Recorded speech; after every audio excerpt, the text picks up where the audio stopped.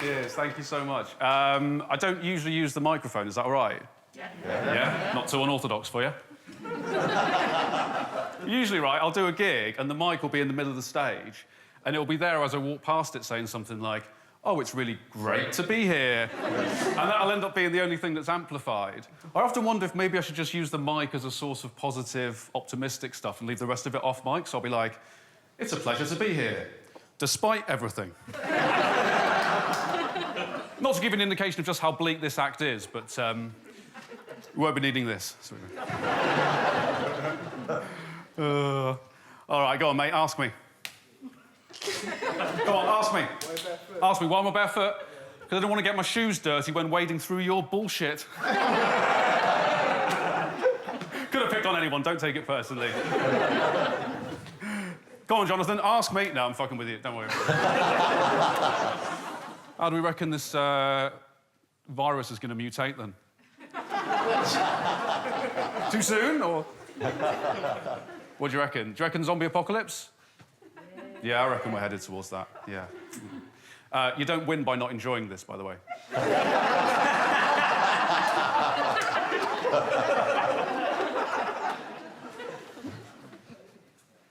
Let's keep that energy going.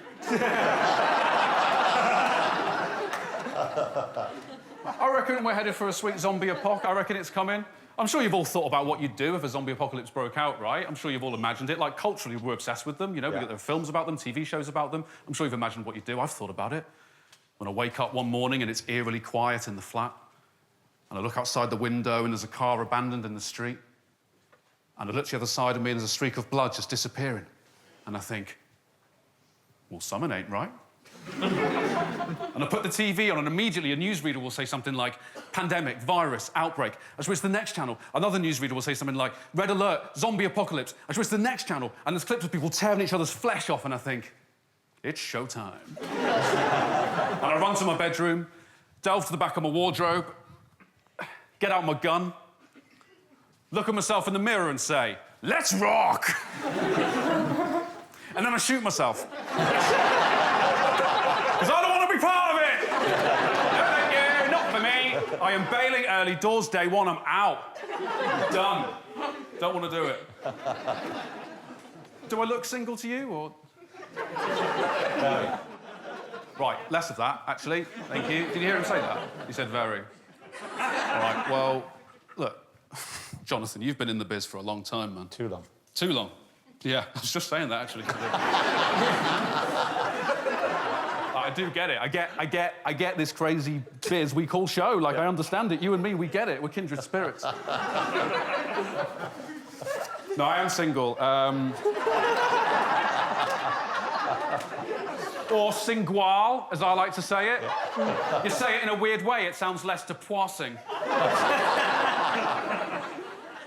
We got any doctors in? Well, that's frightening, isn't it? I love going to the doctor. I'd love to be a doctor. I'd love to be able to help another human being. Do you know what I mean? I'd love to be in a situation like this and for someone to go, is there a doctor in the house? And I'd love to be able to go, yes! And then at the end of it be like, no need to thank me, I'm just glad I was here. Rather than being like, I'm sorry I lied, my condolences. Thank you so much for your time. Cheers, thank you. The brilliantly funny Jordan Brookes, ladies and gentlemen. Thank you, Jordan.